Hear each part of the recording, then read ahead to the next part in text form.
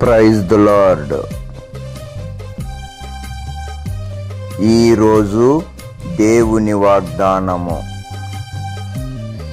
నీ పగవారినందరినీ నేను అణచివేసెదను. దినవృత్తాంతములు 1 గ్రంథము 17వ అధ్యాయము 10వ వచనము. Praise the Lord. అదే ఆ రోజు, యేసయ్య ఉగ్రత రోజు, 7 ఏండ్ల శ్రమల రోజు, పాపులంతా ఏడ్చే రోజు. అదే ఆ రోజు. ఓ మనిషి యోచింపవా,